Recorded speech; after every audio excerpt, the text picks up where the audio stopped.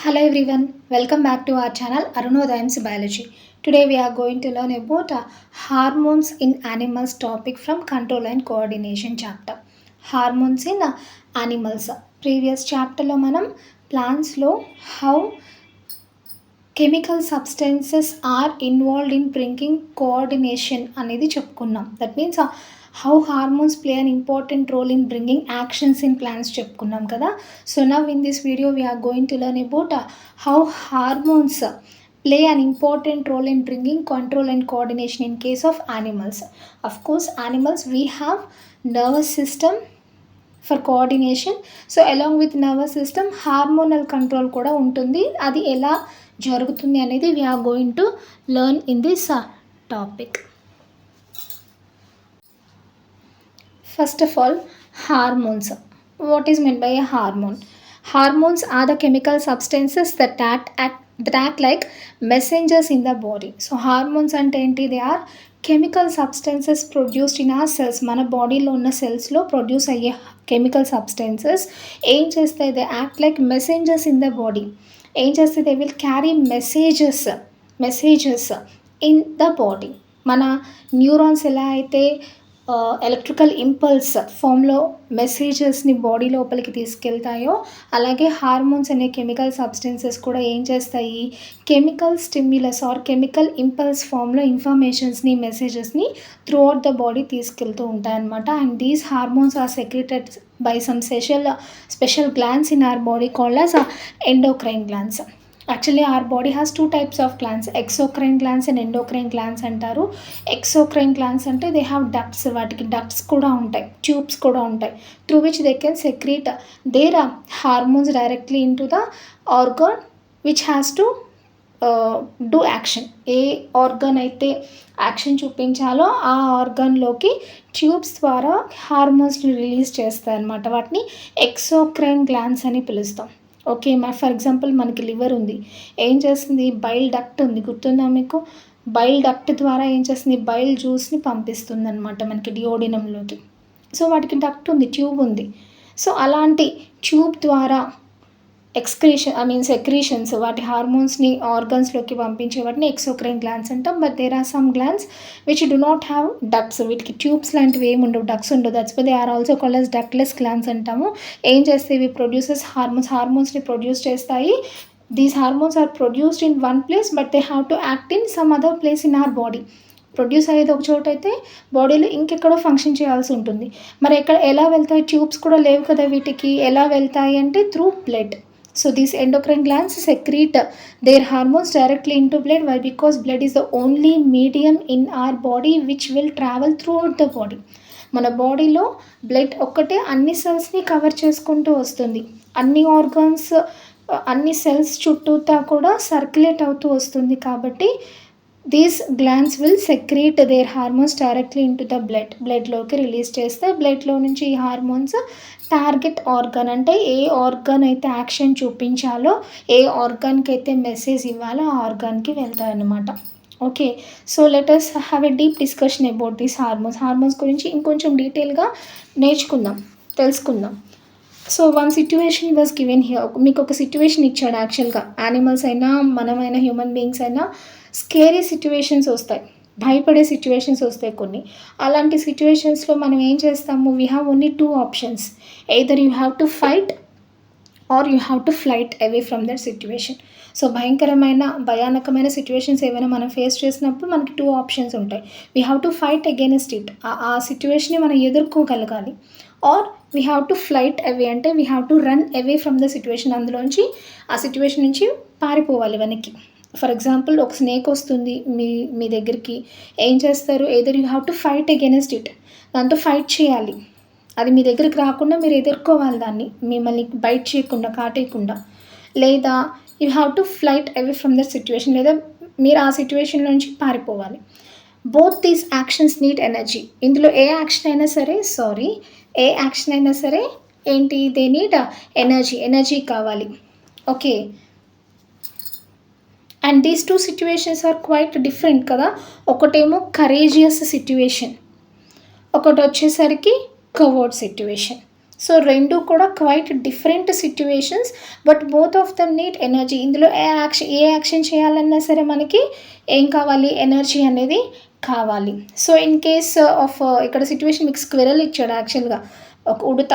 So if it faces a scary situation, it has two options, either it has to fight against it or it has to flight away from it. So ఈ particular స్క్వెరల్లో కానీ human బీయింగ్స్లో కానీ చూస్తే ఈ సిట్యువేషన్స్లో of course our nervous system works, మన nervous system work అవుతుంది. ఎలక్ట్రికల్ ఇంపల్సెస్ ఏమవుతాయి, మన నర్వసెస్ ద్వారా స్పైనల్ కార్డ్కి వెళ్తాయి, because we have to respond immediately here no. So this is a reflex action. So ఇక్కడ ఏమవుతాయి, that information will be carried in the form of electrical impulse through the nerves to the central nervous system. Along with that, దాంతో పాటుగా chemical stimulus is also produced. Electrical impulse అనుకో, it has to pass only through nervous system ద్వారా మాత్రమే pass అవుతుంది electrical impulse. But chemical impulse వచ్చేసరికి it can travel through any cell present in our body. మన బాడీలో ఏ సెల్కైనా సరే అది pass అవ్వగలదు. So ఇలాంటి ఒక స్కేరీ సిట్యువేషన్స్లో మనకి ఎలక్ట్రికల్ ఇంపల్స్తో పాటు కెమికల్ ఇంపల్స్ కూడా ప్రొడ్యూస్ అవుతుంది. ఆ కెమికల్ ఇంపల్స్ ఏమవుతుందంటే, some chemical substance is produced. That chemical substance is adrenaline hormone. Adrenaline hormone which is produced from adrenal glands in our kidneys. మన kidneys పైన క్యాప్ లైక్ స్ట్రక్చర్స్ ఉంటాయి, వాటిని adrenal glands అని పిలుస్తాం. ఈ adrenal glandsలో నుంచి when we face any scary situation, a hormone called adrenaline is released. It will diffuse into బ్లడ్లోకి release అవుతుంది డైరెక్ట్గా adrenal glandలో నుంచి. ఆ బ్లడ్ ద్వారా దట్ పర్టికులర్ కెమికల్ హార్మోన్ ఈ supply to all the cells in our body. మన బాడీలో ఉన్న అన్ని సెల్స్కి పాస్ అవుతాయి. పాస్ అయ్యి ఏం చేస్తాయి అంటే, after the release of adrenaline hormone into బ్లడ్లోకి రిలీజ్ అయిన తర్వాత చాలా ఆర్గాన్స్ యాక్టివేట్ అవుతాయి. అందులో ఫస్ట్ వచ్చేసి హార్ట్. సో ఏం చేస్తుందంటే, this adrenaline hormone increases heart beat. మన హార్ట్ బీట్ని ఇంక్రీజ్ చేస్తుంది, మన పల్స్ రేట్ ఇంక్రీజ్ అవుతుంది. Okay, resulting in the supply of more oxygen to our muscles. So heart ఫాస్ట్గా బీట్ అవుతుంది అంటే ఏంటి, ఎక్కువ ఆక్సిజన్ అనేది సెల్స్కి సప్లై అవుతూ ఉంది. ఓకే, ఎక్కువ ఆక్సిజన్ సప్లై అవుతుంది అంటే సెల్స్ దగ్గర సెల్యులర్ రెస్పిరేషన్ ఎక్కువ జరుగుతుంది. More amount of food is oxidised and more amount of energy is releasing there. ఎక్కువ ఎనర్జీ రిలీజ్ అవుతూ ఉంటుంది అనమాట. And that energy will be used to face the situation. అర్థం చేసుకుంటున్నారు కదా, అడ్రినలైన్ హార్మోన్ ఏం చేస్తుంది, first it acts on heart, it increases heart beat so that the oxygen supply is more to the మజిల్స్కి ఎక్కువ ఆక్సిజన్ సప్లై అవుతుంది అనమాట. The blood to digestive system and skin is reduced. So digestive సిస్టమ్కి స్కిన్కి blood circulation అనేది కొంచెం తగ్గి, that blood circulation is diverted to our skeletal muscles. మన స్కెలిటల్ మజిల్స్కి ఎక్కువ డైవర్ట్ అవుతుంది, ఎక్కువ సప్లై అవుతుంది బ్లడ్. ఎందుకని, నెక్స్ట్ రియాక్షన్ అనేది మన స్కెలిటల్ మజిల్స్తోనే ఇవ్వాలి కదా. సో దాన్ని ఎదుర్కోవాలి, ఫైట్ చేయాలన్నా పారిపోవాలన్నా మన స్కెలిటల్ మజిల్స్ యూస్ చేయాలి. మన హ్యాండ్స్ లెగ్స్లో ఉన్న స్కెలిటల్ మజిల్స్ యూస్ చేసుకుని మనం రన్ అవే చేయాలి, పారిపోవాలి లేదా ఎదుర్కోవాలి. సో అందుకని blood circulation to digestive system and skin is reduced and it is diverted to our skeletal muscles. Okay, and breathing rate increases and provides more energy to deal with the situation. మనకి breathing rate అనేది increase అవుతుంది, ఎక్కువ amount of ఆక్సిజన్ని మనం inspire చేస్తాం, లోపలికి తీసుకుంటాము. And through heart beat that oxygen is supplied to the cells and in the cells cellular respiration takes place and energy is released to deal the situation. Of course ఇంకా చాలా changes జరుగుతాయి adrenaline hormone వల్ల. మనకి goose bumps వస్తాయి. So skin దగ్గర ఏమవుతుంది, మనకి hair erect అవుతుంది. ఓకే, అండ్ ఇంకా మనకి స్వెట్టింగ్ ఇంక్రీజ్ అవుతుంది, ప్యూపిల్ ఇంక్రీజ్ అవుతుంది. మన ఐస్లో ఉన్న ప్యూపిల్ ఉంటుంది కదా, ఆ ప్యూపిల్ డైలేట్ అవుతుంది. ఓకే, అండ్ బీపీ ఇంక్రీజ్ అవుతుంది. సో ఇలాంటి చేంజెస్ అన్నీ కూడా అడ్రినలైన్ హార్మోన్ అనేది బ్లడ్లోకి రిలీజ్ అవ్వడం వల్ల జరుగుతాయి. And all these changes takes place just to face that adverse situation. Okay, that's why adrenaline is called as fight or flight hormone అని పిలుస్తాం. ఎందుకంటే it give us energy either to fight or to flight away from that situation కాబట్టి. Okay, let us learn some of the important hormones present in our body and their functions and the gland from which it is secreted. So ఒక్కొక్క hormone వాటి functions చూడండి. First one is growth hormone. The name itself is saying that it is involved in growth. మన body grow అవ్వడానికి use అవుతుందన్నమాట. And it is released from pituitary gland. Okay. And they functions are to stimulate growth of all the organs. మన overall గ్రోత్కి use అవుతుంది. కొంతమంది షార్ట్గా ఉంటారు, dwarf అంటాం. కొంతమంది మరీ టాల్గా ఉంటారు, జైంట్స్ అని పిలుస్తాం. సో ఎందుకు యూజ్ అవుతుందంటే this hormone is useful for growth of the body. If this hormone is deficient in our body, అంటే ఉండాల్సిన దానికన్నా తక్కువ ఉందనుకోండి, ఇట్ కాజెస్ అ డ్వార్ఫిజం, అంటే మరుగుజ్జులుగా ఉండిపోతారనమాట. If it is produced in larger quantity than that of required, కావాల్సిన దానికన్నా ఇంకా ఎక్కువ ప్రొడ్యూస్ అయిందనుకో, దెన్ చాలా పొడవు ఉంటారనమాట మనుషులు. దాన్ని జైగాంటిజం అని పిలుస్తామన్నమాట. So the name itself is saying that it is a hormone which is involved in growth and it is produced from pituitary gland. Okay. Second hormone is thyroxine hormone. Thyroxine hormone which is secreted from thyroid gland. Thyroid gland which is present in our neck, మన neck రీజన్లో ఉంటుందన్నమాట thyroid gland. You often listen to salt packets which are labelled with iodised salt. మనం salt packets మీద చూస్తాం iodised salt అని, enriched with iodine అని చూస్తుంటాం. And doctors కూడా సజెస్ట్ చేస్తారు అయోడైజ్డ్ సాల్ట్ తీసుకోవాలని. ఏంటి? సాల్ట్ మిక్స్డ్ విత్ అయోడిన్, అయోడిన్తో మిక్స్ చేస్తారన్నమాట సాల్ట్. ఎందుకు యూజ్ చేస్తారంటే iodine is useful for the synthesis of thyroxine from thyroid gland. Iodine అనేది ఎందుకు యూజ్ అవుతుంది? థైరాయిడ్ గ్లాండ్లోంచి థైరాక్సిన్ అనే హార్మోన్ ప్రొడ్యూస్ అవ్వడానికి యూజ్ అవుతుంది అనమాట. And this thyroxine hormone is useful to regulate metabolism for body growth. So overall మన బాడీలో మెటబాలిజం ఉంటుంది కదా, carbohydrate, protein, fat metabolic activities అన్నీ కూడా పర్ఫెక్ట్గా జరిగేలా చూస్తుంది అండ్ బ్యాలెన్స్డ్ గ్రోత్ ఇస్తుందన్నమాట. So overall metabolism of the body మీద కాన్సన్ట్రేట్ చేస్తుంది thyroxine hormone. Next one is insulin hormone which is secreted from, ఇక్కడ ఫిలప్ ద బ్లాంక్ ఇచ్చాడు కదా, ప్యాంక్రియాస్ అండ్ రాలి. So insulin hormone is produced from pancreas. Pancreas మనకి liver దగ్గర leaf shaped structure ఉంటుందని digestive సిస్టంలో చదువుకున్నాం. సో ప్యాంక్రియాస్ నుంచి ప్రొడ్యూస్ అవుతుంది. ఇది ఎందుకు యూజ్ అవుతుంది? రెగ్యులేట్స్ బ్లడ్ షుగర్ లెవెల్ని రెగ్యులేట్ చేస్తుంది. సో మనం యూజువల్గా వింటూ ఉంటాం డాక్టర్స్ కొంచెం షుగర్ తక్కువ తీసుకోమంటారు ఒక సర్టెన్ ఏజ్ వచ్చిన తర్వాత. ఎందుకు అంటే డయాబెటీస్ రాకుండా ఉండడానికి. Diabetes is a disease which is related to insulin hormone. So insulin అనే హార్మోన్ తక్కువగా రిలీజ్ అయితే ఏమవుతుంది? డయాబెటీస్ వస్తుందన్నమాట. సో ఇక్కడ సైంటిఫిక్గా బాడీలో ఏం జరుగుతుందంటే వెనెవర్ వి టేక్ ఫుడ్, మనం ఫుడ్ తీసుకున్నప్పుడు ఏమవుతుంది?